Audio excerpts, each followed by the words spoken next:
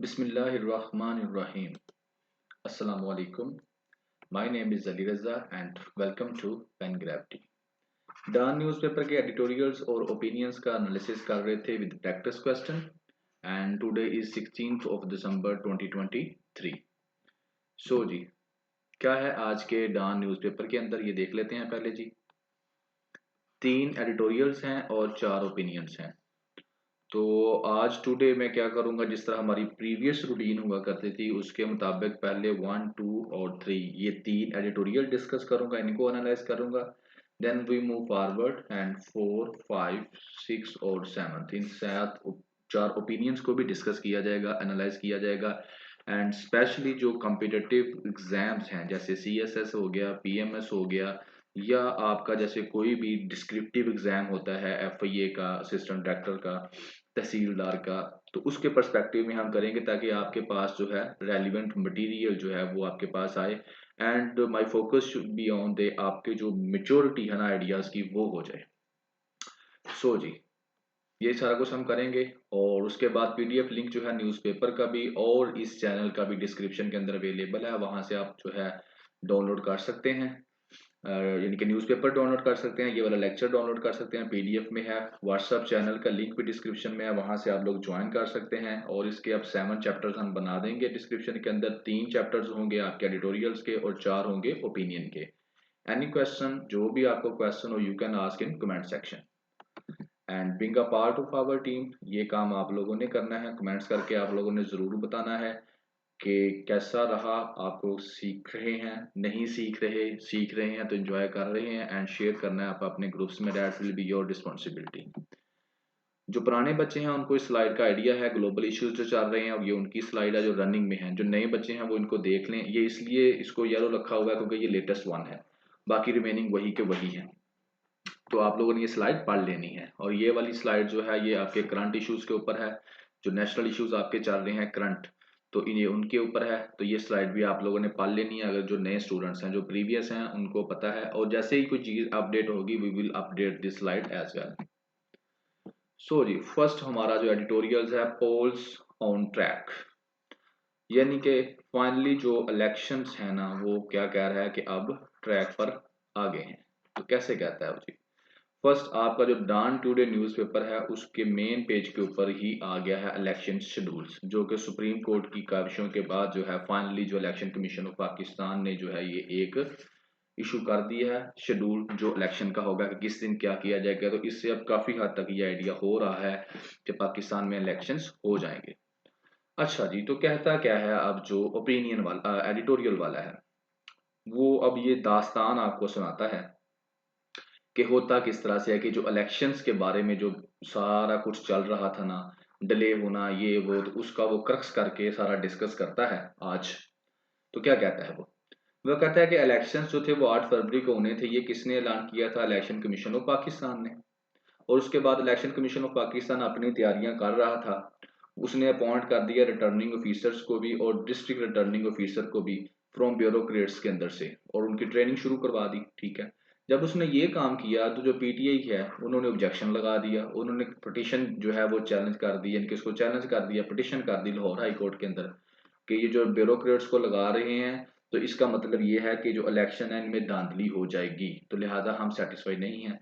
Lahore high court ने फिर क्या किया, लाहौर हाई कोर्ट ने ऑर्डर दे दिए कि इसको सस्पेंड कर दिए जो नोटिफिकेशन थे इन ब्यूरोक्रेट्स की अपॉइंटमेंट के एज ए रिटर्निंग ऑफिसर और district returning officer.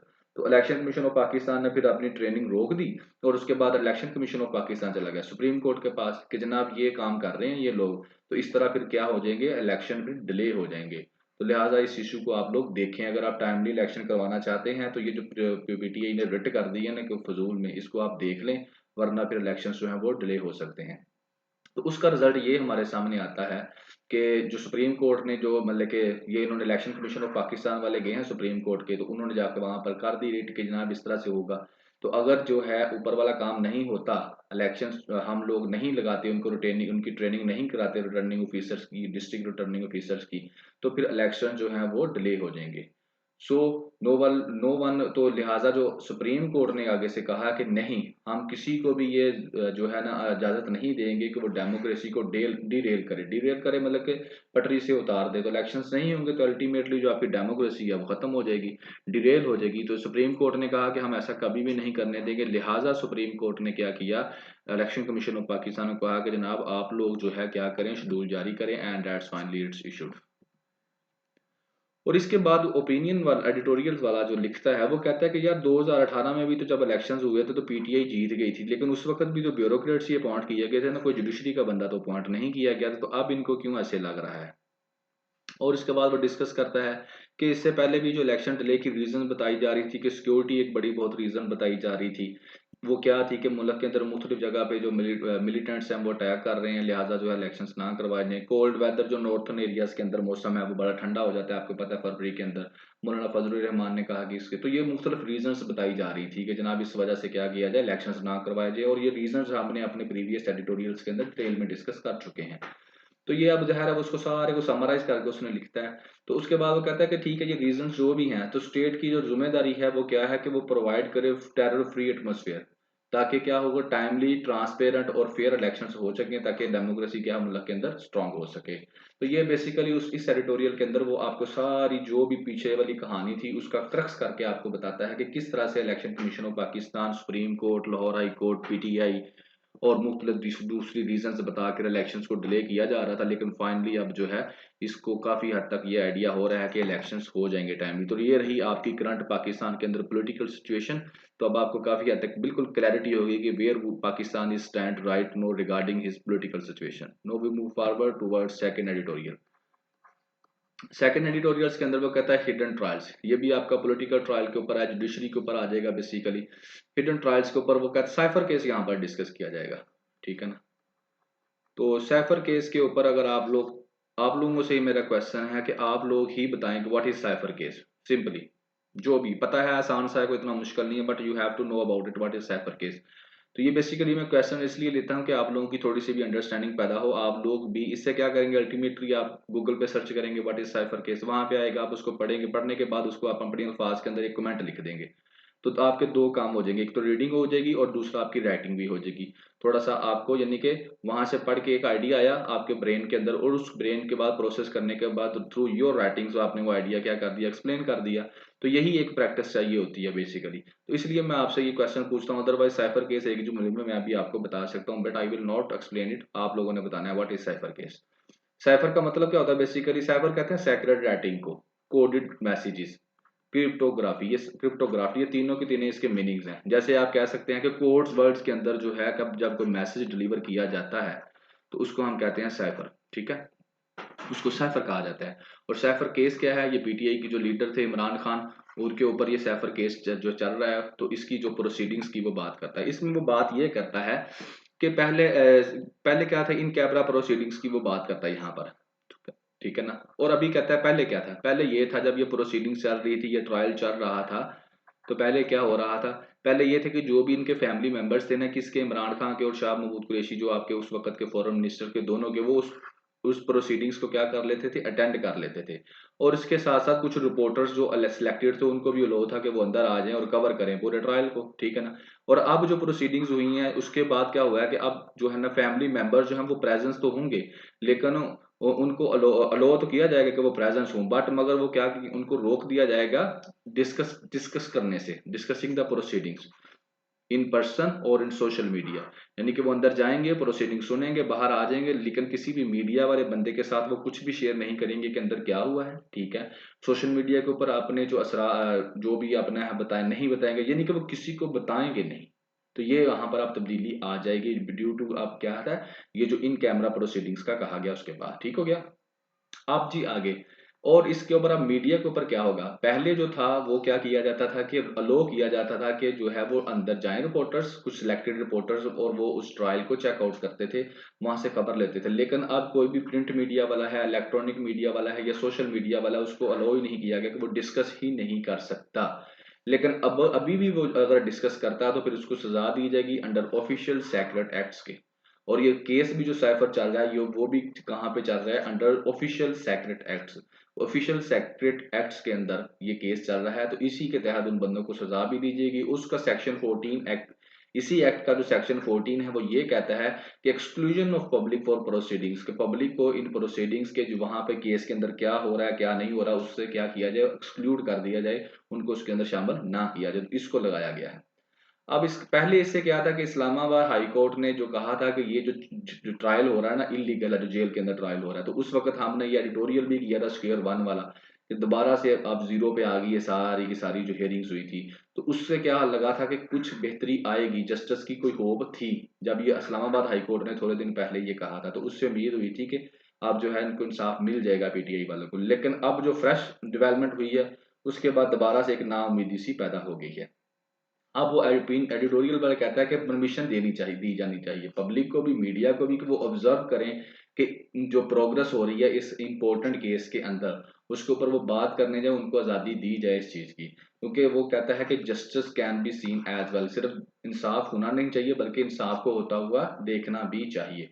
So that is all about the judicial system. जो आपके अभी जुडिशियल एंड पॉलिटिकल सिस्टम के ऊपर जो अपडेट थी रिगार्डिंग सैफर केस, वो ये आ रही थी कि अब जो था, पहले एक उम्मीद की किरण जागी थी जब इस्लामाबाद हाई कोर्ट ने ये फैसला दिया था कि जो इन जेल ट्रायल हो रहे हैं वो इलीगल हैं।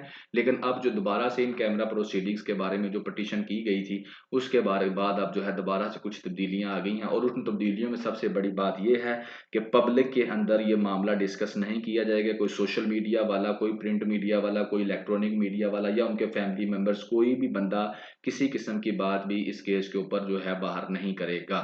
तो डैट, तो ये चीज है जी इसके ऊपर। अभी थर्ड आ जाते हैं आपके बैटिंग ट्रैफिकिंग। बैटलिंग जो है, यहाँ पे एल आना चाहिए था, बैटलिंग ट्रैफिकिंग, बैटल से निकला लफ्ज बैटल। बैटलिंग, बैटल का मतलब होता है फाइट, सिंपल, जंग करना, लड़ाई करना। ट्रैफिकिंग, ट्रैफिक बेसिकली जो वर्ड है वो यूज किया जाता है ट्रेड के लिए जो इलीगल हो, किसी भी किस्म की जो इलीगल ट्रेड की जाती है उसके लिए हम यूज करते हैं ट्रैफिक, TRAFFIC के, ट्रैफिकिंग हो गया इसकी वर्ब होगी, ठीक है ना। तो अब जो इलीगल ट्रेड हो रही है उसके साथ जो फाइट की जा रही है उसकी बात होगी। अब वो इलीगल ट्रेड किस चीज की हो रही है, बेसिकली जो ह्यूमंस की होती है ना, उसमें ज्यादातर क्या किया जाता है, ट्रैफिकिंग का वर्ड जो है वो यूज किया जाता है। जब इंसान को बेचा जाता है, खरीदा जाता है इलीगली तौर पर, तो उसमें आ जाती है ये सारी की सारी चीजें। क्योंकि इंसान को बेचना, खरीदना, उसको अपना गुलाम बनाना, स्लेव बना लेना आज की ग्लोबल वर्ल्ड के अंदर जो है इलीगल है। तो यहाँ पर बात हो जाएगी कि किस तरह के लोगों को एक जगह से दूसरी जगह लेकर जाया जाता है, एक मुल्क से दूसरे मुल्क में, और वहां पर जाकर उनको क्या किया जाता है, अपना गुलाम बना लिया जाता है। और करंटली पाकिस्तान के अंदर क्या हो रहा है और पाकिस्तान की गवर्नमेंट क्या कर रही है, तो ये बेसिकली आपका जो है बेसिकली सोशल इशू जो है उसके ये वो होगा। ये भी पाकिस्तान के अंदर एक सोशल इशू के तौर पर आप इसको ले सकते हैं, ह्यूमन ट्रैफिकिंग आप इसको कह सकते हैं। ठीक हो गया जी, तो इसके ऊपर बात करते हैं। ह्यूमन बॉन्डेज, इंसान को गुलाम बना लेना, ठीक है, वो कैसे रहा है। कहते हैं कि यहाँ पर ना लोगों के साथ पाकिस्तान में वादे किए जाते हैं, अच्छी जिंदगी की आपको दी जाएगी, नौकरी आपको दी जाएगी, और बाहर के मुल्क में किसी वेल्थी मुल्क के अंदर आपकी शादी कर दी जाएगी। इस तरह के क्या किए जाते हैं, लोगों को धोखे देकर इस मुल्क से ले जाया जाता है। फिर जब वहां पर पहुंचते हैं तो फिर उस वक़्त वो रियलाइज़ करते हैं उस ट्रैप को, जो इन अ वेब, कि वो किस तरह से जाल में फँसे हुए हैं। जब उनको फ़ोर्स्ड लेबर, ज़बरदस्ती उनसे काम करवाया जाता है, डेब्ट एंड सेक्स वर्क करवाया जाता है, गैर मुल्क यानी कि जहाँ से जैसे औरतें, बच्चियाँ ले जाई जा लेकर चली जाएँ। किसी बच्ची का इंटरव्यू ले लिया जाए, उसे कहा जाए ठीक है अब मल्टीनेशनल कंपनी के अंदर आपको जॉब मिलती है, अब आप ऐसा करते हैं, अब आपको हम दुबई ले जाते हैं, जिस तरह अक्सर होता भी है।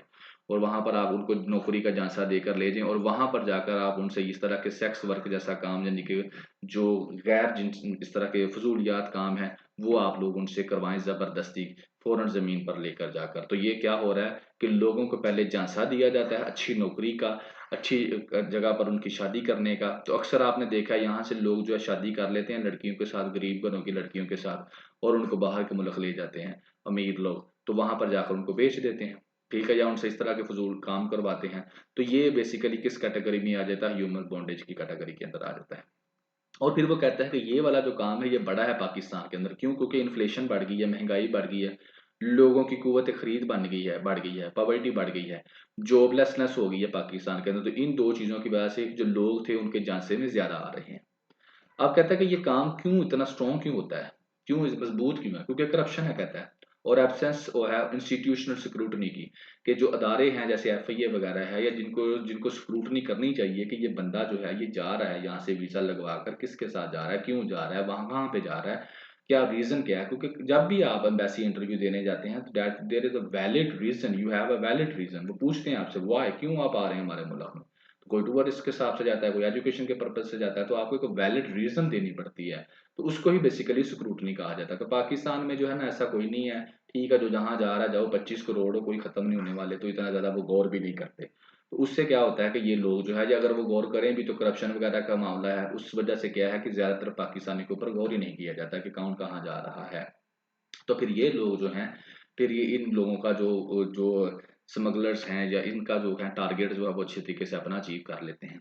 अब वो इसी तरह से बताता है कि जैसे एक ट्रेजिक इवेंट हुआ था जहाँ पे 300 पाकिस्तानी जो है वो जान से गए थे ग्रीक शोर्स के ऊपर। यूनान की आपको पता है बंदा जो है, क्या उसे कहते हैं उर्दू में अब शोर्स को, जो ग्रीस, आपको मुल्क का पता है, ग्रीक जो है जिसको हम लोग यूनान भी कहते हैं, जो मेडिटेरियन सी के साथ है, बिल्कुल इटली के साथ है। तो वहां पर उनकी जो ये शोर्स है, जो समुद्र का किनारा जिसे कहते हैं, वहां पर क्या हुआ था, पाकिस्तान की कश्ती जो है वो उल्ट गई थी, पाकिस्तानी उसके कश्ती उल्टी थी माइग्रेंट्स की, तो उसके अंदर तकरीबन 300 पाकिस्तानी उनकी डेथ हो गई थी। तो उसकी बात करते हैं। अब वो सारे लोग किससे जा रहे थे, इसी तरह से गैर कानूनी तरीके से वहां पर वो जा रहे थे यूरोप, ठीक हो गया।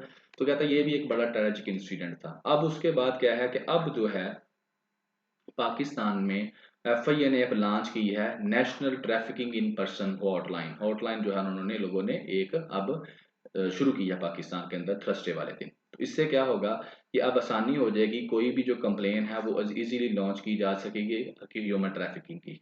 ठीक हो गया नंबर वन। और उसके बाद ये कंप्लेन रजिस्टर की जाएगी, रेलिवेंट पुलिस स्टेशन को फॉरवर्ड कर दी जाएगी, ताकि वो इस मामले को डीपली एनालाइज करें कि क्या है और क्या नहीं है। ठीक है, तो ये एक पॉजिटिव स्टेप पाकिस्तान के अंदर अब आया है, अब एफआईए ने लॉन्च की है ये वाली चीज।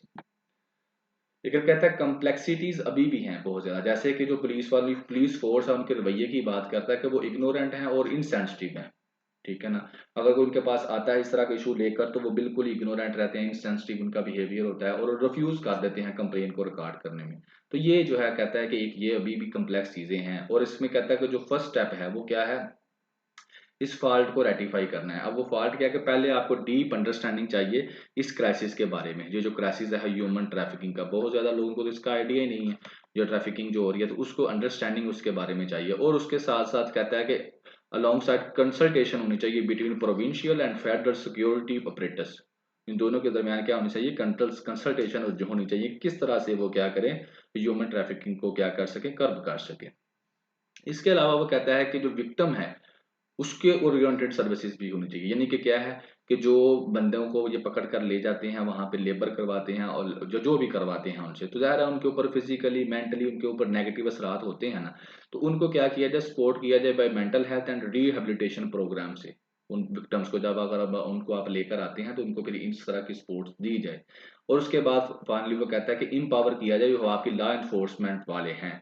कैसे एफआईए है आपकी, एंटी करप्शन होगी आपकी, पुलिस होगी, इस तरह के जो अदारे हैं उनको क्या किया जाए, इंपावर किया जाए। कैसे, उनको नॉलेज बढ़ाया जाए, टेक्नोलॉजी बढ़ाई जाए, फाइनेंस उनको बेहतर दिया जाए, और उसके साथ साथ उसको क्या किया जाए, एंड फिर से प्रोसीजर्स जो हैं उनको यानी कि करवाए जाएं to identify and penalise offenders, कि किस तरह से उन्होंने आइडेंटिफाई करना है और किस तरह से उन्होंने सजा देनी है जो ऑफेंडर्स हैं जो ये स्मगलिंग करते हैं।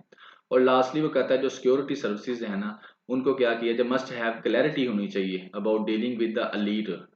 बात आ गई ना फिर घूम फिर के वहां पर ही, जो हाँ आप लोग पंजाबी में बातें करते हैं, इंग्लिश में कर रहा है, बातें वही हैं कि elite sitting atop the trafficking pyramid. Pyramid कहते हैं इसको, जिस तरह आपने इजिप्ट के देखे, जो ऊपर बैठा बंदा, और ऊपर जो भी बैठा होता है वो एलीट से बिलोंग करता है, बेशक वो लीगल बिजनेस कर रहा हो या इलीगल बिजनेस कर रहा हो।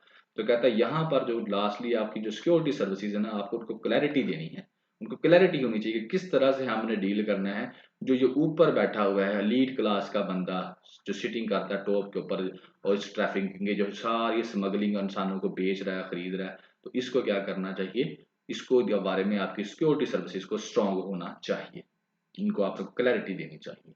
So that is all today editorials and that is today picture.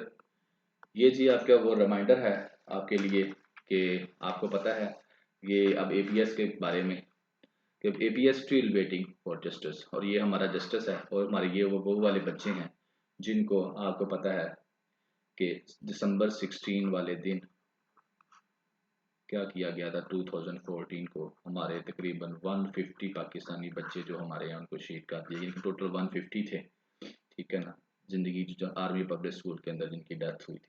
तो ये हमारे वो वाले बच्चे अभी भी क्या कर रहे हैं, जस्टिस का इंतजार करते हैं, और ये हमारा जस्टिस है। दैट इज टुडे पिक्चर, क्योंकि आज डे था दिसंबर 16, so that's why they give us reminder कि जनाब रिमाइंडर ये है आप लोगों के लिए। सो जी आप लोगों के एडिटोरियल्स कंप्लीट हो गए। Now we I to move towards opinions. और ओपिनियंस में ये था कि मैं असल में टीम ये कह रही थी कि we should change our approach regarding opinions as well. Editorials हम ज़रूर डिस्कस किया करें डेली, लेकिन ओपिनियंस के पर्सपेक्टिव में वो ये कहते हैं वी शुड ऐड डिफरेंट, यानी कि और जो न्यूज़पेपर्स हैं जैसे मैगजीन्स वगैरह हैं, तो हमारी अप्रोच ये थी कि अगर हम इस पोर्शन को थोड़ा सा क्या कर दें, कंपल्सरी ना रखें, इसको ऑप्शनल पे छोड़ दें, तो that is will be better approach. क्या होगा फिर, इससे क्या होगा अगर ऑप्शनल पे होंगे, क्योंकि आपको फिर हम जो है कि डिफरेंट मैगजीन्स जो हो गए वो वाले हो गए, डिफरेंट जो दूसरे आपके गार्डियन, इकोनॉमिस्ट, इधर उधर जो भी हैं, जो वहाँ जहाँ से भी हमको कोई अच्छी चीज़ मिलती है तो हम वो लाकर एडिटोरियल्स, तो ये वाली डेली हम करवाएंगे ही आपको, तो साथ में वो हम ऐड अप करते रहेंगे, आपके साथ शेयर करते रहेंगे मुख्तलिफ ओपिनियंस जो हैं। तो अभी लेकिन क्योंकि आप लोगों ने बहुत ज़्यादा कमेंट्स में किया कि साहब जिस तरह से प्रीवियस हमारी रूटीन चल रही थी यही वाले ओपिनियन डिस्कस करें, तो फिर मैंने कहा कि चले मैं ये ओपिनियंस डिस्कस कर देता हूँ, that is not a big deal. But ये है कि फिर अगर ये ऑप्शनल पे रखेंगे हम लोग ओपिनियंस, तो उससे फिर ये हो जाएगा कि हमारी जो है ना रेंज बढ़ जाएगी।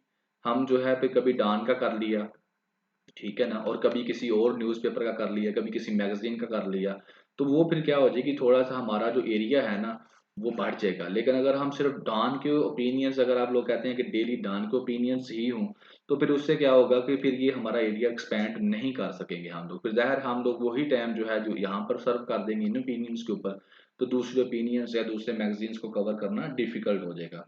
So that's why previous few days से जो है हम एडिटोरियल्स के ऊपर जो है फोकस कर रहे थे सिर्फ और सिर्फ, और साथ में फाइंड आउट कर रहे थे कि कौन कौन सा कोई अच्छा हमें जो डाटा मिले ताकि हम उसके ऊपर वर्किंग शुरू करें।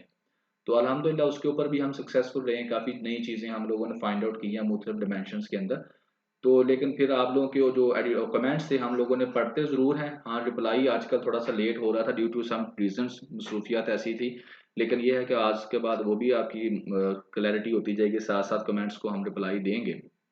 और इंशाल्लाह देखते हैं, ओपिनियंस मैं डिस्कस करता हूँ और बाद में इसको थोड़ा सा ऑप्शनल पे रखते हैं, कभी इसका कर लिया, कभी जो ज़रूरी हुआ वो कर लिया, और बाकी जो है इसके बाद जो है दूसरे जो सोर्सेज हैं, जो मगजीन्स हैं, दूसरे जो पब्लिशर्स हैं उनकी तरफ फोकस करेंगे, उनको भी साथ में ऐड करने की कोशिश करेंगे विद टाइम।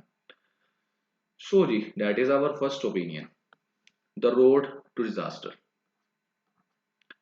अब इसके अंदर वो क्या कहता है, इसका जो क्रक्स है ना, बेसिकली इसका क्रक्स है करप्शन। ये करप्शन के ऊपर उसने बात की है, ठीक है।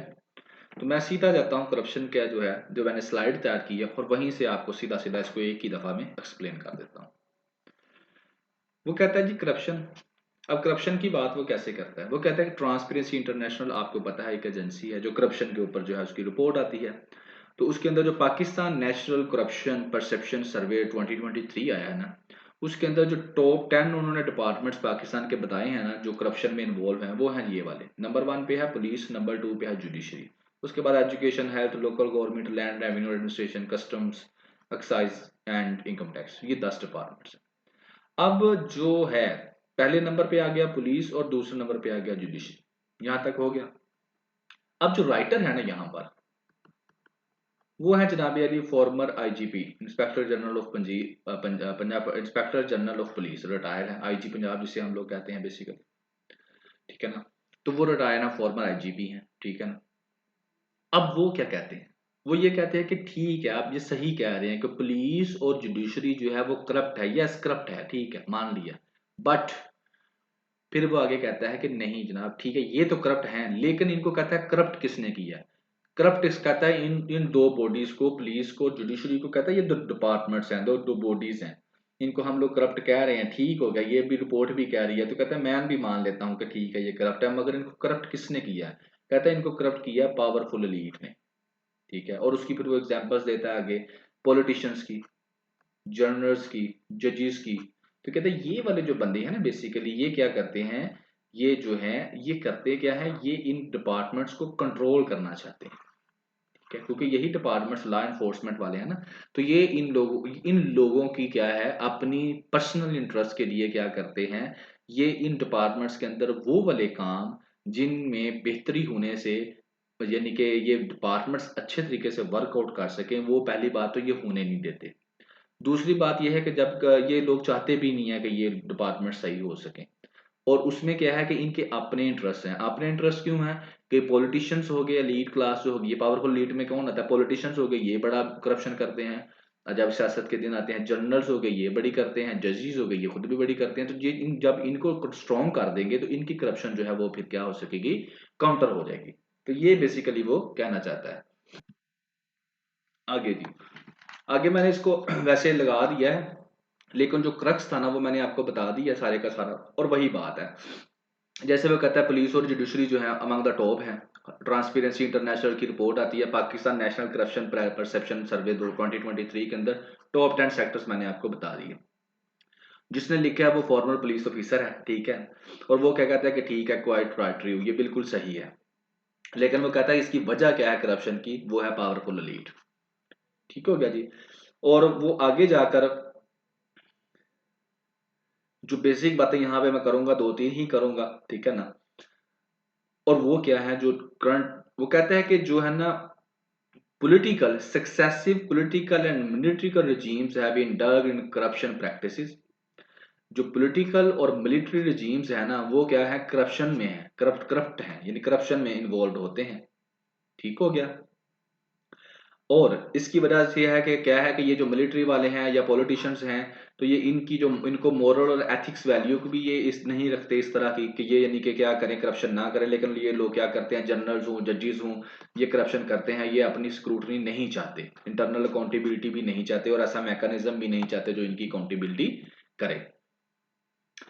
और दूसरी बात कहते हैं कि जो अदारे जिन्होंने करप्शन को कंट्रोल करना है, जो एंटी करप्शन वाले इदारे हैं, उनके ऊपर क्या है, मिलिट्रियलाइजेशन हो रही है।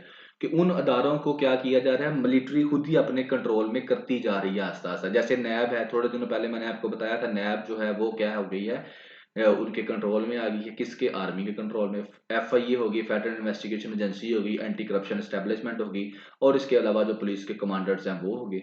तो ये सारे के सारे बेसिकली वो अदारे जिन्होंने इस चीज को चेकआउट करना है करप्शन को, उनके ऊपर क्या करी जा रही है, मिलिट्री अपनी जो है क्या कर रही है, उसके ऊपर अपना होल्ड स्ट्रॉन्ग करती जा रही है पाकिस्तान के अंदर। और उसके बाद फिर क्या होता है, अल्टीमेटली उनकी जो है अकाउंटेबिलिटी नहीं होती।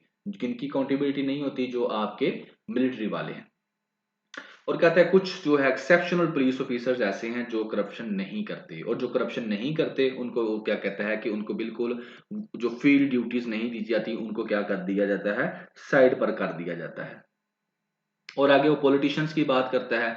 पॉलिटिशियंस कहता है खुद बड़े करप्ट होते हैं, ठीक है ना। और जब उन्होंने इलेक्शन जीतना होता है तो वो किसी भी हद तक जा सकते हैं। इलेक्शंस वाले दिनों में जैसे अभी चल रहा है, तो वो पार्टीज क्या करती हैं, आपको पता है, फंडिंग, अपना ना टिकट के नाम पर पैसे लेती हैं, फंडिंग के नाम पर पैसे लेती हैं। और क्या इस तरह से वो क्या कहते हैं, फिर पैसे जो है आप लोगों को पता है किस तरह से वो पैसों को अपना लगाते हैं इलेक्शंस में। तो ये क्या कहता है कि पॉलिटिशियंस खुद इतने बड़े क्या क्या करप्ट लोग हैं, तो वो कैसे ये वाला जो है इन डिपार्टमेंट्स को वो सही होने देंगे, क्योंकि इन्हीं ने तो उनका हिसाब किताब करना है, और इनको वो क्या करते हैं, अपने यूज में रखते हैं। और आगे वो पाकिस्तान में बात करता है कि जो पाकिस्तान में कुछ कहता है पार्टीज ऐसी हैं जो क्या क्या है, जो खुद से पावर में आना चाहती हैं, लेकिन ज्यादातर क्या है, वो है डिनेस्टी स्टाइल पॉलिटिक्स है।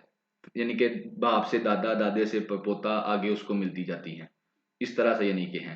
और इसी तरह से वो आगे कहता है कि इलेक्शन जो है पाकिस्तान में आ रहे हैं और अभी जो पॉलिटिकल पार्टीज हैं उनको फाइनेंस आना शुरू हो गया है, टिकट्स के नाम के ऊपर आना शुरू हो गया है। और इसके अलावा जो स्टेट टाइकून्स हैं जैसे मलिक रियाज हो गया, दूसरे हो गए, बड़े बड़े बिजनेसमैन हैं, वो उनको क्या कर रहे हैं, पैसे दे रहे हैं ताकि जब वो पावर के अंदर आए तो क्या हो, उनके लिए उनकी फेवर की पॉलिसीज बनाई जाएं। और इस तरह की कोई भी स्क्रूटनी नहीं चाहता। ऑफशोर्स कंपनी के अंदर अपना ये पैसा रखते हैं। तो इस तरह की वो बातें बताता है यहाँ पर। और आगे फिर ये बताता है कि ये जो बंदा है रिप्रेजेंटेटिव है वो सिविल सोसाइटी का मेंबर है, जिसके में हमारा डाटा कोई नहीं है, इसको मैं छोड़ देता हूँ। और यहाँ पर वो कहता है कि वहां पर क्या किया गया था, फर्स्ट टाइम जो सिविल सोसाइटी ने डिक्लेरेशन किया था ना एंटी करप्शन के खिलाफ, ठीक है कि, और पाकिस्तान में कहता है कि पाकिस्तान के बहाव पे G77 में पाकिस्तान, G77 और चाइना के बहाव पे पाकिस्तान ने वादा किया था कि वो क्या करेगा, ट्रांसपेरेंट एंटी करप्शन जो है, रूल ऑफ लॉ एक तो लाएगा नंबर 1 के ऊपर, गुड गवर्नेंस लेकर आएगा, और इसके अलावा जो है ह्यूमन राइट्स की क्या करेगा, पासदारी करेगा। तो ये चीजें उन्होंने पाकिस्तान ने कही थी।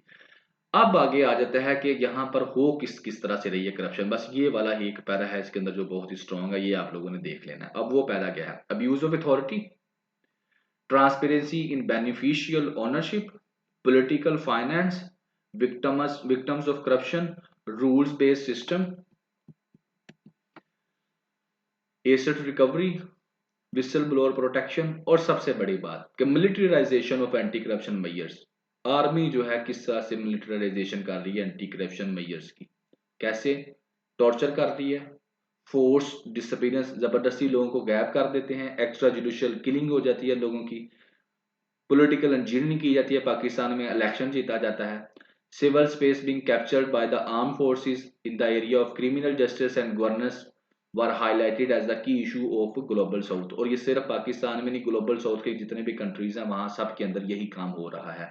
इस तरह से मिलिट्री जो है वो क्या करती है, कंट्रोल करती जा रही है। फिर वो पाकिस्तान की बात करता है कि पाकिस्तान के अंदर भी जो है इसी तरह से ये सारा करप्शन हो रही है और ह्यूमन राइट्स की वायलेशन हो रही है। और आज international day of human rights है कहता है इस महीने। तो इस यहाँ पर क्या होगा कि हमारा जो फॉरेन कहता है मिनिस्टर है उसने एक स्टेटमेंट दी है, और वो स्टेटमेंट जिस तरह वो देते हैं कि डेमोक्रेटिक ट्रेडिशंस के अंदर हम civil society, media, legal institutions under our wavering commitments हैं, यानी कि इंसाफ को क्या हमने दिया हुआ है, सारे अदारों को क्या किया हुआ है, इनकी हमने फ्रीडम रखी हुई है, ह्यूमन राइट्स के ऊपर काम कर रहे हैं। लेकिन कहता है कि इस हमारे जो है फॉरेन मिनिस्टर को चाहिए कि शीशे के अंदर देखे और देखे क्या इसने अपनी सही स्टेटमेंट दी है। ये स्टेटमेंट देते हुए इसको क्या होनी चाहिए थी, शर्म आनी चाहिए थी। क्यों? क्योंकि राइट नो पाकिस्तान के अंदर ऐसा कोई सूरत हाल नहीं है। राइट नो पाकिस्तान के अंदर क्या हो रहा है, जो लोगों के राइट्स हैं उनकी वायलेशन की जा रही है। और आगे जो है वो कहता है पब्लिक परसेप्शन भी यही है बिल्कुल, क्या है कि ठीक है जनाबी अली, यही जो अदारे हैं ये बिल्कुल करप्ट हैं। और कहता है इसमें कोई गलत बात है भी नहीं, बिल्कुल ये करप्ट हैं। लेकिन इनको करप्शन का जो रिस्पॉन्सिबल है वो कौन है, वो उस रिस्पॉन्सिबल को क्या करना चाहिए, स्टेट को कैप्चर करना चाहिए। और वो उसने बता दिए हैं जो आपकी एलीट बैठी हुई है पावर के अंदर, वो है इसका basically responsible. So that is all he discussed in your first opinion. Now we move towards second opinion. Second opinion है जनाबी अली, जकरिया साहब ने ये लिखा है, और इन्होंने ये लिखा है जो आपका है ना फॉरेन अफेयर्स, ठीक है, फॉरेन अफेयर्स का जो मैगजीन है उसके अंदर इन्होंने एक अपना ऐसे लिखा है। और उस ऐसे को ये जो आपके अशरफ साहब हैं इन्होंने पढ़ा है, और उसको पढ़ने के बाद समराइज किया, और समराइज करने के बाद यहाँ पर लिख दिया है। अब वो ऐसे क्या है उसके बारे में मैं आपको हल्का सा रिव्यू देता हूँ। लिखता क्या है वो ये कहता है कि फॉरेन अफेयर्स मैगजीन के अंदर the self doubting super power के नाम से ऐसे लिखा जाता है, जो कि लिखता है फरीद जकरिया। और उसका क्रक्स ये है कि America should not give up on the world it made, कि अमेरिका ने जो दुनिया बनाई है, ठीक है, आपको पता है कि अब अमेरिका क्या है, एज ए सुपर पावर चल रहा है। तो अमेरिका ने जो दुनिया बनाई है, अमेरिका को चाहिए कि उसे गिव अप ना करे, ये है उसका मेन। और यहां पर उसने ये साबित किया है सेल्फ डाउटिंग सुपर पावर के ऊपर, कि उसने ये साबित किया कि यूएसए अभी भी सुपर पावर है। बेसिकली वो यही बात एक्सप्लेन करता है इन डिफरेंट डिमेंशंस के अंदर, यूएसए को सपोर्ट करता है लॉजिक के साथ कि दुनिया में जितने भी सही काम हो रहे हैं या पुट्ठे काम हो रहे हैं, उसका जो जो कोई भी जिम्मेदार है, लेकिन उन सब कामों के अंदर तू अभी भी चौधरी है। तो ये चीज उसने इसको एक्सप्लेन की है। और इसीलिए यहाँ पर असल में बातें बहुत हैं, अभी आप इनिशियल स्टेज में हैं। ये जितने भी मैगजीन्स हैं ना, जितने भी पब्लिशर्स हैं, तो वहां पर भी जैसे अब अमेरिका का है ये फॉरेन अफेयर, तो वहां पर कोई भी चीज अगर अमेरिका के खिलाफ है तो वो कम ही लिखी जाएगी।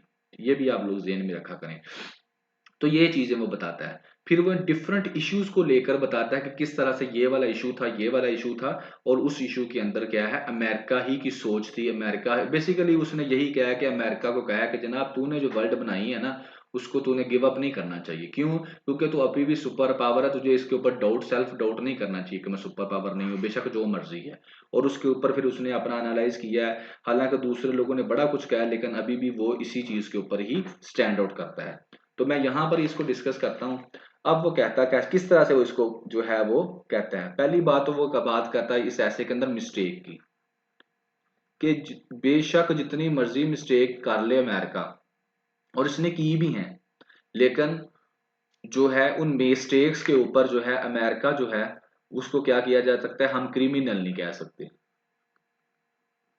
ठीक है, तो कह सकते हैं आप लोग क्रिमिनल? नहीं कह सकते। देखें ना अभी जो है, और ये वो प्रूव करेगा आगे कि जितनी मर्जी अमेरिका मिस्टेक्स कर ले, उन मिस्टेक्स के ऊपर कोई भी उसको क्रिमिनल नहीं कह सकता। तो एक तो ये चीज होगी। ठीक हो गया।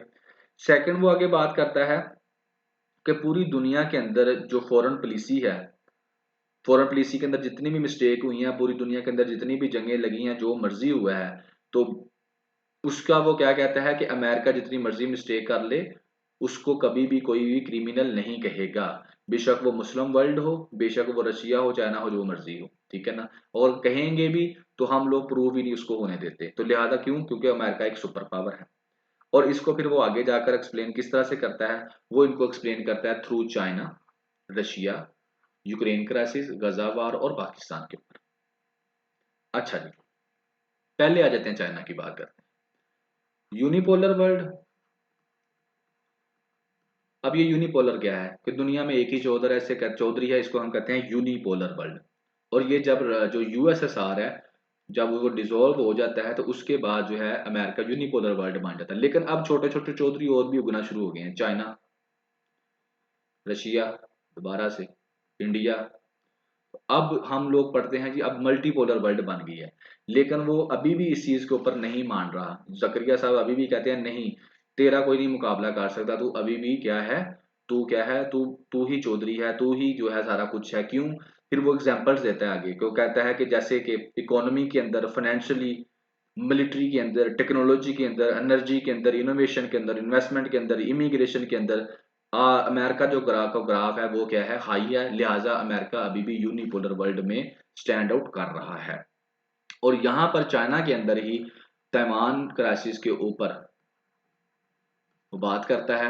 और तैवान क्राइसिस के ऊपर वो बताता है कि जनाबी अली, हालांकि वो कह रहा है, जो यूएसए के मिलिट्री वाले हैं, एक्सपर्ट्स हैं, वो ये कहते हैं कि तैवान स्ट्रेट इशू के ऊपर चाइना, साउथ चाइना सी के अंदर अमेरिका जंग नहीं जीत सकता। अगर अमेरिका वहां पर जंग लगाता है तो न्यूक्लियर लड़ाई, कॉन्फ्लिक्ट हो सकता है, म्यूचुअल डिस्ट्रक्शन हो सकती है। कुछ नहीं, अमेरिका यहाँ पर नहीं जीत सकता। लेकिन इसके बावजूद जो है वो क्या कहता है, वो यही कहता है कि नहीं जनाबी अली, जो है चाइना और ये यानी कि जो मर्जी हो जाए, जो अमेरिका है वो इस बाईपोलर वर्ल्ड को ना माने। अमेरिका ही स्ट्रॉन्ग है। क्यों स्ट्रॉन्ग है? क्योंकि मिलिट्री, फाइनेंशियली, जो मैंने चीजें बोली, इन सब के परस्पेक्टिव में अमेरिका स्ट्रॉन्ग है। आगे आ जाते हैं। आगे वो बात करता है दूसरे पर्सपेक्टिव की, जिसके अंदर रशिया आ जाता है। अब रशिया को किस तरह से वो लेकर चलता है? रशिया को वो ये कहता है कि रशिया जो था, जैसे पुतिन का विजन था ग्रेट रशिया, यूक्रेन क्राइसिस की बात करता है। और यहाँ पर वो ये कहता है कि बेसिकली ये जो यूक्रेन की जंग हुई है, ये भी किसकी, अमेरिका की प्लानिंग है। वो ये नहीं कहता कि रशिया की पता नहीं, अमेरिका की है। अब बेसिकली कहता है क्या कि अमेरिका ने जो नेटो एक्सपेंशन के नाम के ऊपर, नेटो एक्सपेंशन के नाम के ऊपर जो है रशिया को इतना मजबूर कर दिया कि उसके पार कोई और ऑप्शन ही नहीं छोड़ी। तो इसलिए फिर क्या किया उसने, अटैक कर दिया यूक्रेन के ऊपर। और अब ये इसका मकसद, इस अटैक का मकसद ये क्या था, इस अटैक का मकसद ये है कि इसके बाद ये रशिया, जो अमेरिका चाहता है कि मॉस्को के अंदर क्या हो जाए, रजीम चेंज हो जाए। ठीक है? और रजीम चेंज क्यों होगा? क्योंकि कोई भी बंदा इतनी लंबी जो जंग है वो अफोर्ड नहीं कर सकता। तो बेसिकली यहाँ पे वो ये साबित करना चाहता है कि ये जो यूक्रेन की जंग है जिसमें रशिया ने अटैक किया यूक्रेन के ऊपर, बेसिकली ये यूनाइटेड स्टेट्स की ही प्लानिंग के बाद का सारा मामला है, क्योंकि यूनाइटेड स्टेट्स ने उसके पास कोई ऑप्शन ही नहीं छोड़ी थी। तो लिहाजा इससे वो ये साबित करता है कि अभी भी जो है अमेरिका ही प्लान कर रहा है सारा कुछ, तो America still is a super power. China, Taiwan, South China Sea, Iran, Middle East, Hamas, Gaza, फलस्तीन क्राइसिस, अफगानिस्तान से वापस निकलना, और ये सारे के सारे वो कहता है कि सारे के सारे क्या थे, एक पार्ट थे किसका, large containment of China. Containment को चाइना को कंटेन करने का क्या था, ये सारी की सारी चीजें जो थी उसका पार्ट हैं। और ये सारी की सारी कौन प्लान कर रहा है, ये सारी की सारी कौन प्लान कर रहा है, ये सारी की सारी अमेरिका ही प्लान कर रहा है। So that's why still America has a hold on the power. और आगे वो यूक्रेन क्राइसिस जैसे मैंने आपको डिस्कस कर दिया, गजा वार के ऊपर वो कहता है, और गजा वार के ऊपर भी वो यही बात जैसे मैंने बताई कि अभी वो सीज फायर जैसे नहीं करवा रहा। अगर हम बात करें गजा वार के अंदर, तो गजा वार के अंदर भी वो क्या कहता है कि अभी जो है वो सीज फायर नहीं करवा रहा, और इस सीज फायर को ना करवाने की व्हाट इज द रीजन, ठीक है ना। और वो यही है कि सीज फायर जो है वो नहीं करवा रहा because he is still in power. तो ये चीजें सारी की सारी साबित करते हैं कि फॉरेन वर्ल्ड के अंदर जितने भी डिसीजंस लिए जा रहे हैं दैट इज अकॉर्डिंग टू जो है वो रशिया अमेरिका ही लिए जा रहे हैं। तो आगे वो इसी तरह कंक्लूड भी करता है कि यूएसए के बारे में वो कहता है कि इंपीरियल पावर जो है, यूएसए जो है कंट्री नेवर इंपीरियल, ठीक है ना, जिस तरह यूके और फ्रांस था। लेकिन कहता है कि हकीकत में ये जो राइटर है लिखने वाला ये कहता है कि यूएसए अभी इंपीरियल पावर है, ठीक है ना, जिस तरह से यूएस यूके और फ्रांस थे ना उससे ज्यादा है, ठीक है ना। और ये क्या करता है, जो रिसोर्सेज है उनको कैप्चर करता है दूसरों मुल्कों के, और रूलिंग एलीट जो होती है उसको क्या करता है, ये बेनिफिट्स देता है दुनिया के अंदर। सो that's all he discuss about the American foreign policy कह लें, अमेरिका की पॉलिसी कह लें, उनके बारे में वो क्या करता है, बातें करता है। चलें जी, अब हम चलते हैं अपने थर्ड ओपिनियन की तरफ। मैंने बेसिकली कोशिश की है कि आपको जो है ना इसको क्रक्स करके बताया करूं, ताकि जो है ना जितना छोटे टाइम में आपको ये चीज़ें डेवलप हो जाएं उतना बेहतर है। और इनका मकसद भी सिर्फ एक ही होता है, मेच्योर करना आइडियाज को। तो जी opinion Israel influence, maturity basically purpose है। सो दैट्स वाई मैं यही कोशिश कर रहा हूँ आप लोगों ने इस एडिटोरियल लेक्चर के बाद जो है इसमें थोड़ा सा मैंने डिफरेंशिएट किया है प्रीवियस जो मैं लेक्चर्स दे रहा था उनसे और आज वाले से। वो डिफरेंशिएशन मैंने ये किया है, मैं कोशिश ये कर रहा हूँ कि मैं ये जो ओपिनियंस है ना इनका जो क्रक्स है ना उसको निचोड़ के एक स्लाइड के अंदर डिस्कस कर दूँ, ताकि आपके पास जो मेन आइडिया है ना वो चला जाए। फैक्ट्स फिगर्स ये वो चीज़ें इतना मैटर नहीं करती, बस आपके आइडियाज मेच्योर होने चाहिए, क्योंकि हम इसको देख रहे हैं सीएसएस और पीएमएस की नज़र से, ठीक है ना। तो आपके उस पर्सपेक्टिव में अगर देखा जाए, या कोई भी अगर यूनिवर्सिटी का स्टूडेंट है, तो आइडियाज़ की मेच्योरिटी के पर्सपेक्टिव में मैं इसको करने की कोशिश कर रहा हूँ। तो आप लोगों ने इसको ना मुझे कमेंट सेक्शन में ज़रूर बताना है। तो इसलिए मैं सोच रहा हूँ कि इसको सिर्फ ऐसे ही पूरे को पढ़ के एनालाइज करके इसका क्रक्स निकाल के एक स्लाइड बना के उसके ऊपर मैं आराम से इसको आपको डिस्कस कर दूँ, जो मेन आइडिया है, ना कि हम इस स्लाइड को खोल लें उसके ऊपर ये रंगों के ऊपर निशान लगाना कोई ज़रूरी नहीं है स्टोरी के ऊपर, ठीक है ना। तो इसराइल इन्फ्लुएंस, इसको मैं जो है इसके अंदर जो है वो मैं आपको बता देता हूँ। बेसिकली उसका जो मेन इसके अंदर ये है बात करने का कि दुनिया के अंदर एक जैवी स्टेट है, मगर दो जो हैं वो जायोनिस्ट गवर्नमेंट्स हैं। एक वो कहता है यूएसए है और एक वो कहता है इसराइल है। अब ये वो चीज़ क्यों कहता है, वो इसको इस तरह से कहता है कि जो इसराइल है ना, क्योंकि इसराइल ने कंट्रोल किया हुआ है अमेरिका को, ठीक है, कैसे कंट्रोल किया हुआ है अमेरिका को, वो इसको साबित करने के लिए फिर बात करता है कि जनाब अभी जब जंग होती है, गजा की शुरू होती है, तो दो एयरक्राफ्ट कैरियर जो अमेरिका के हैं वो पहुंच जाते हैं, यूएसए यूके वो लाइन में खड़े हो जाते हैं उसकी सपोर्ट के लिए, ठीक हो गया। और उसके बाद गजा में वो उसको सपोर्ट करते हैं इस तरह से। सिक्योरिटी काउंसिल के अंदर जब रेजोल्यूशन दिया जाता है कि सीज फायर करवा दी जाए, तो उसको यूएसए क्या कर देता है, वीटो कर देता है कि नहीं करवाना। क्यों नहीं कर देता है, क्योंकि इसराइल अभी नहीं चाहता जंग को खत्म करना, ठीक है। तो इसलिए यूएसए ये काम करता है। तो इसका मतलब यही हुआ ना कि यूएसए उनकी बात मानी जा रहा है। फिर इसके अलावा जब एड आती है, तो एड को रफा जो है आपको पता है क्रॉसिंग है, पहले मैप्स लगाकर मैंने आपको बताया था, फिर अभी भी मैप लगाना चाहिए था। तो वहां पर क्या होता है, इजिप्ट के एयरपोर्ट के ऊपर एयर उतरती है, वहां से रफा क्रॉसिंग की तरफ जाती है, और वहां से फिर जो है इसराइल के सोल्जर्स जो हैं उसको चेक करते हैं, और फिर उसको क्या करते हैं, गजा के अंदर जाने देते हैं। अब इस सारे प्रोसेस के अंदर जो वहां पर वॉन्डेड लोग थे, जख्मी थे, भूखे थे, उनको और ज्यादा तकलीफ जो है वो सहनी पड़ती है। तो ये सारा काम क्यों होता है, क्योंकि यूएसए कहता है इस तरह से होगा, और यूएसए क्यों कहता है, क्योंकि इसराइल कहता है। ठीक है। इसके बाद बाइडेन की स्टेटमेंट्स जो आप लोगों ने सुनी, वो क्या थी। जैसे एक हॉस्पिटल था, ठीक है ना, उस हॉस्पिटल के ऊपर अल-शिफा आई थिंक सो नाम था उसका, और उसके ऊपर क्या हुआ है, बम फेंक दिया जाता है, मिसाइल से अटैक कर दिया जाता है। उसके बाद इसराइल वाले ये कहते हैं कि जनाब ये मिसाइल हमने नहीं फेंका, ये फलस्तीन वाले जो है ना, जो फाइटर्स हैं फलस्तीन के, उनसे मिस हो गया, और मिस होकर ये बम उसके ऊपर गिरा है। लेकिन पूरी दुनिया कहती है ऐसा नहीं है। लेकिन जब यूएसए वालों से पूछा गया, यूएसए वालों ने बिल्कुल जैसे इसराइल ने कहा वैसे ही उन्होंने कहा कि बिल्कुल जनाब यही है, फलस्तीन वालों से ये बम गिरा है। इंटरनेशनल मीडिया ने भी यही कहा कि जी फलस्तीन वालों से ये बम गिरा है। हालांकि बाद में जब इन्वेस्टिगेशन हुई तो उससे जो है अल जजीरा वालों ने की, और इसके अलावा जो न्यूयॉर्क टाइम्स वालों ने की, तो उससे पता चला नहीं जी ये जो बम गिरा था ये इसराइल वालों ने ही गिराया था। यही कि इस तरह से जो इंटरनेशनल मीडिया हो गया, जो बाइडेन स्टेटमेंट्स हो गई, जिस तरह से इसराइल कह रहा है ऐसे होना चाहिए, वैसे होना चाहिए, तो वैसे ही होता है। इसके साथ साथ वो सिक्योरिटी काउंसिल की जो है यहाँ पर कहता है कि जब भी कभी सिक्योरिटी काउंसिल के अंदर कोई ऐसा मामला जाता है जिसके ऊपर इत्तेफाकी राय नहीं होती, वीटो हो जाती है। ठीक है। तो उस रेजोल्यूशन के अंदर भी ये किया जाता है कि अगर कहीं पर जा, जाने ली जा रही है, ब्लड शेड हो रहा है, तो बेशक रेजोल्यूशन की वीटो ही क्यों ना हो जाए, कोशिश ये की जाती है कि वो ब्लड शेड जो है उसको रोक दिया जाए। लेकिन अभी जो इसराइल की जब बारी आती है, गजा की बारी आती है, तो जो वो प्रोसीजर था ना, जो होना चाहिए था कि कम से कम ये ब्लड शेड तो रुक जाता, वो नहीं रोका गया। ठीक है ना, वो प्रोसीजर फॉलो नहीं किया गया। तो ये सारे के सारे काम होने के बाद वो असल में ये बताता है आप लोगों को कि बेसिकली दुनिया के अंदर जो है यहूदियों का तो एक ही मुल्क है, इसराइल। लेकिन इस वक्त जायोनिस्ट आइडियोलॉजी की दो गवर्नमेंट्स हैं, जो कि यूएसए की गवर्नमेंट भी है और इसराइल की गवर्नमेंट भी है। और इसको वो इन एग्जाम्पल से देकर साबित करता है आपको कि किस तरह से इसराइल वाले जो हैं वो यूएसए की गवर्नमेंट को उन्होंने कंट्रोल किया हुआ है। अब क्यों कंट्रोल किया है, कैसे कंट्रोल किया है, वो मैंने पिछले अपने कई ओपिनियंस के अंदर डिस्कशन की थी। लेकिन अभी जो है उसने बस ये साबित करना चाहा था कि यूएसए की गवर्नमेंट भी एक जायोनिस्ट गवर्नमेंट है, जो कि इन लोगों का खून जो है वो जूस रही है।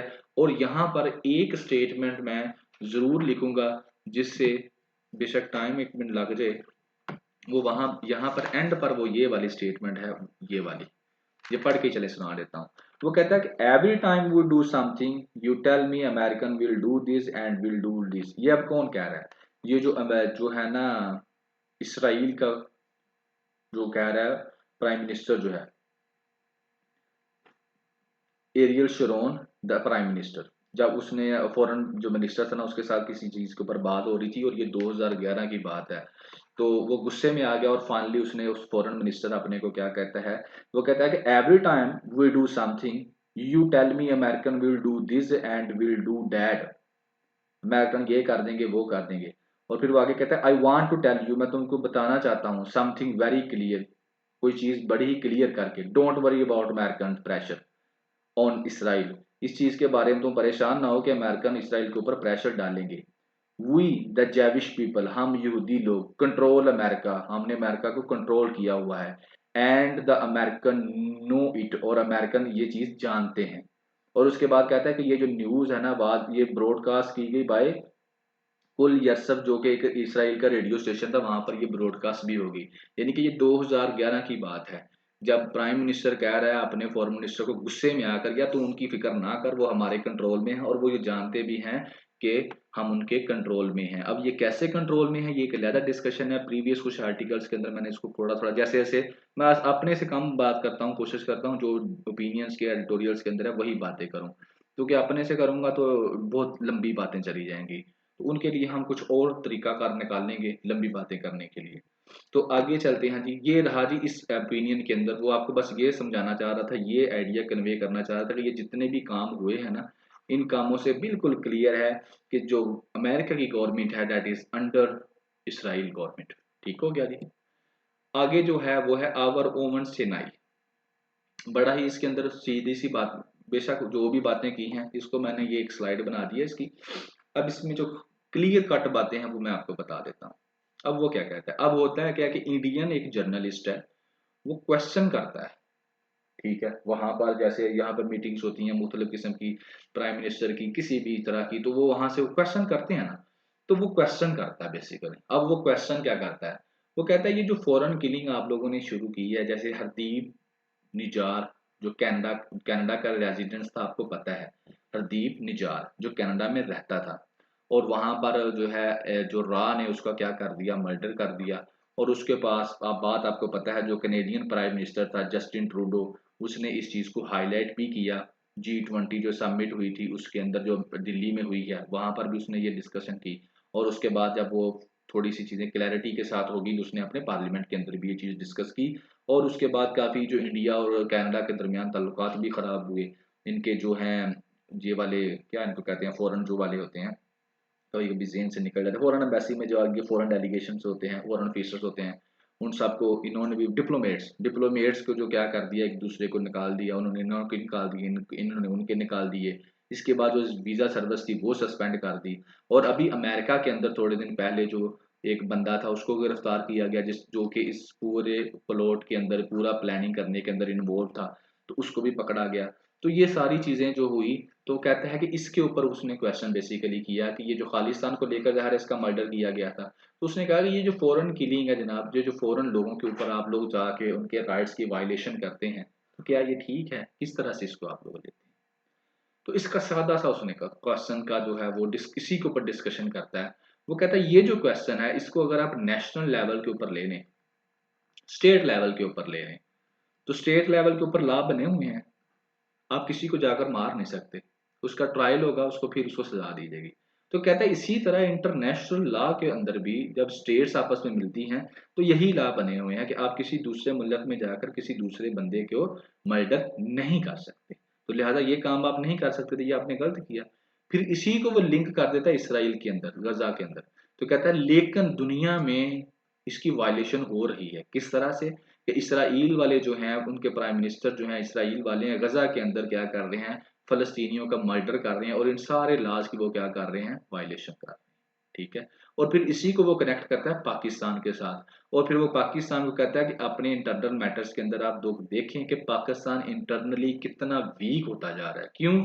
क्योंकि पाकिस्तान के अंदर जो एक्स्ट्रा जुडिशियल किलिंग है, जिन लोगों को उठाकर ले जाते हैं, फंडामेंटल राइट्स की वायलेशन हो रही है, लोगों की ह्यूमन राइट्स की वायलेशन हो रही है ना, फ्रीडम ऑफ स्पीच नहीं है, डेली हम लोग कोई ना कोई एडिटोरियल पढ़ते हैं, पॉलिटिकल पार्टीज के बंदों को उठाकर ले चले जाते हैं। ठीक है, कभी उन ये अजीब किस्म के ड्रामे हो रहे हैं, कभी उनको अरेस्ट कर लिया जाता है, फिर उनको छोड़ दिया, जमानत हो रही है, फिर अरेस्ट कर लिया, फिर इंटरव्यू में आ जाते हैं।